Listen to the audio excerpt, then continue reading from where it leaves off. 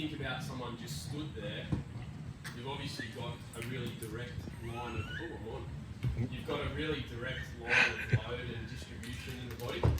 So just straight up and down, like if everyone had 10 kilos, farmers carry, right? You could just stand there all day, no problems, get a nice posture, lock the shoulders out, all the rest of it, and you're fine.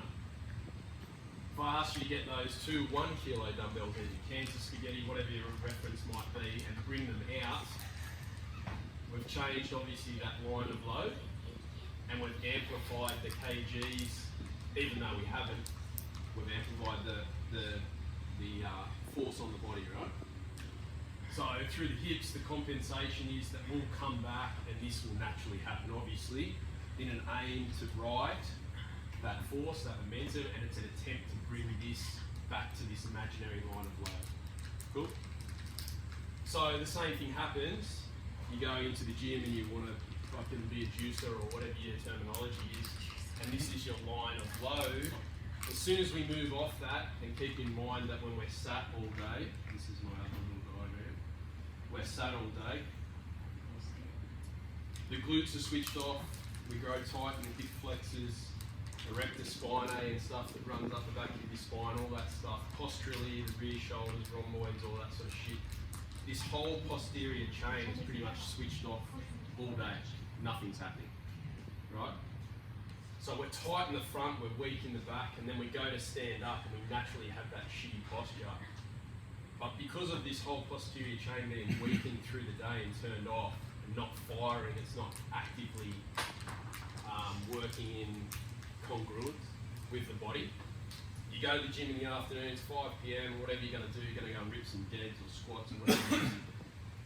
And as soon as we take ourselves off this line of load, if, for example, a poor deadlift, which is, these guys can probably attribute to probably, if not the number one disc bulge, issue in the gym.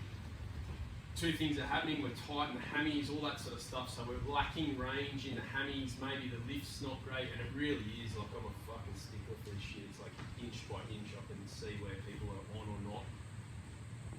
This whole equation, if we just take this same analogy here and think about this guy, say he's 100 kilos, right? And we take 50 out here for interest's sake and 50 here. All of a sudden, he's got, let's just say, fucking, whatever, 10 kilos.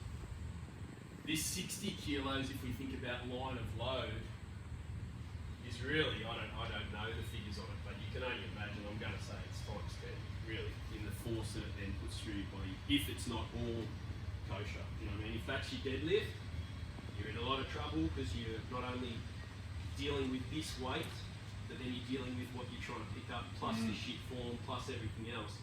This amplification of that is like horrendous. You fucking might as well go put yourself in a wheelchair. But if we think about learning to squat better, or hinge better, full stop, and we think about this being our 50-50 line as such, most people struggle when they're getting up in the day, and we see a lot of this stuff happening where people want to stay safe on that line of load because this is heavy, right? So they'll squat and they'll get into this position. That's them.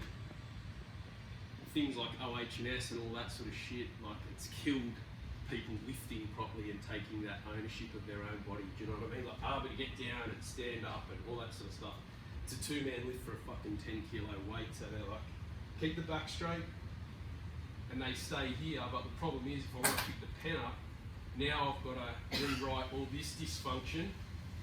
I've either got to do one of two things and flex through the back, or I choose to do what would be pretty natural, and people get down here, but then they've got no range, all that sort of shit, they're in a bad spot, so that happens anyway, and then they go to pick something up, and the first thing that usually happens is the arse comes up, and they've thrown more weight over that line of load, and then they're trying to pick up again through a really shitty flex back.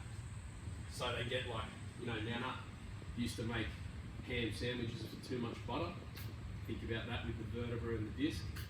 Squeeze on one side of that sandwich and the ham just comes flying out. So you've got all these, you've got all the potential of those disc bulges, right? But if we think about this, and a proper lift, being something where we are operating within our body better, you think about that line of load, broomstick I demonstrate with, being from shoulder to ankle, so we're well distributed there. As long as those hips come back before they come down, we're in a position where we've halved this and we're working efficiently around that imaginary line to back rack, to front rack, whatever it is, to deadlift, but you're in a position there where you can maintain weight and posture, and people get very confused about it being a real emphasis on the back, straight back, watch your back, don't worry about it. The back does fuck all. If you can hinge properly through these hips, you're taking that 50 kilo weight of this upper and you're loading up 25 kilos each side, so you're safe, right? And in effect, because you can't change the angle of the shoulder, all you've done is move the shoulder via the hips. Got me? Can't change that length. It's the same length, same lever system. And you've bought, as opposed to this, done nothing with the shoulder. It's a ball and socket, so it just does its thing based on where the rest of my torso is. You've in effect brought that weight back into a better line of load position. So anything that you want to lift it as close to that line of load as you can mechanically. If someone's going to pick up a deadlift and go out from here, they're in fucking massive trouble. As opposed to hips, down and in here to then stand it up. It's always a stand up, don't pick up. But if you can get those hips back, so really you've got to work on that posterior chain, you've got to work on, like what these guys are saying, those fixator muscles and things that lock bigger joints down, and you can really manage that. But the hips don't do, the back doesn't do anything. Like neutral spine, my hips, still a neutral spine, still a neutral spine, still a neutral spine. Haven't moved my back at all. Then to create the depth, I've got the shape now through the hips. Now, this is why whoever invented us, sweet Lord baby Jesus, whoever, we've got big muscles that cover a third of our body here, arse, all that sort of powerful stuff. We've got the shape. Now we can create the height with the muscles that are intended. Still a neutral spine. Haven't changed the shape of my back at all. Posturally, I'm up nicely, all that sort of stuff. And then all we're looking to do is open this joint up so the shoulders, the chest, everything leads while this moves back into its space. And not once is your back compromised.